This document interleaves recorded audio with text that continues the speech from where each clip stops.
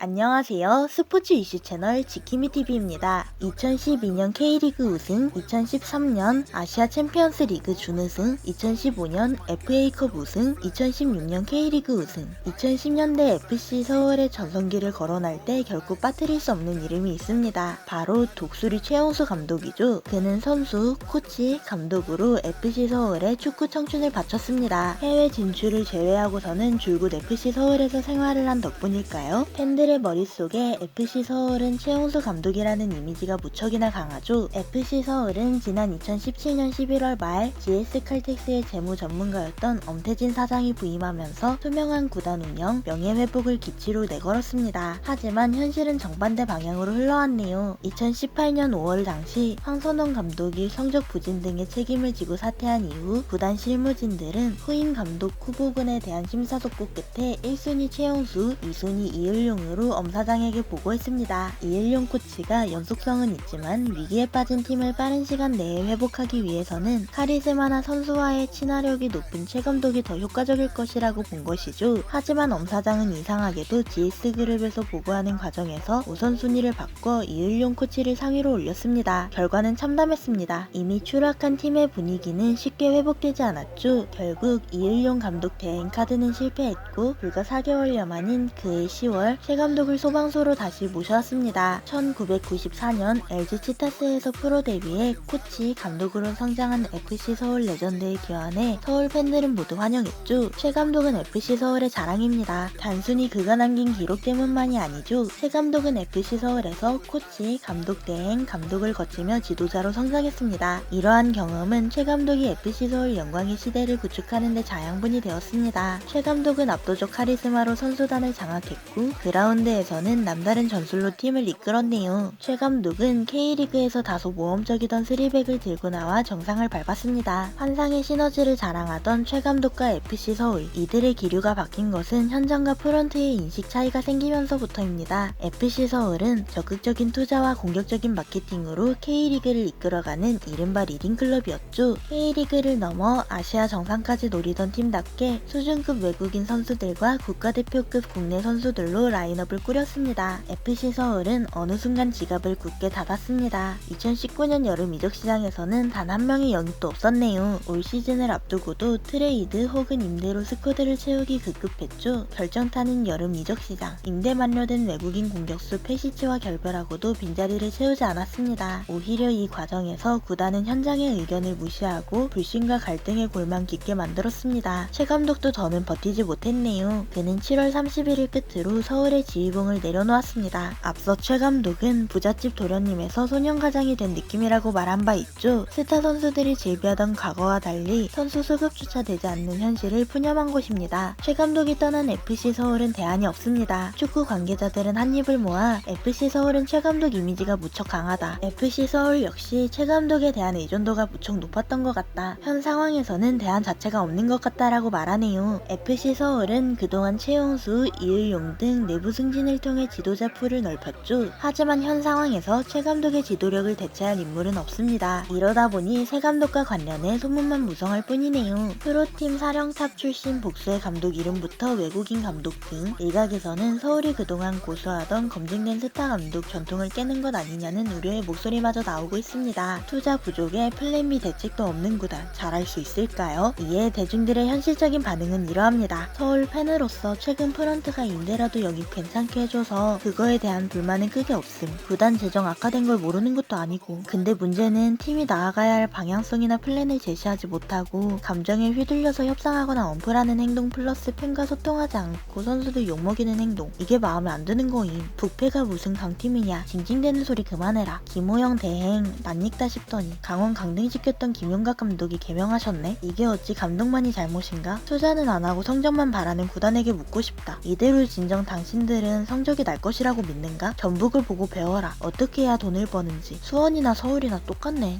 와 같은 반응들을 보였네요. 이상으로 영상 마치겠습니다. 댓글은 항상 바로바로 답하며 구독과 좋아요는 큰 힘이 됩니다.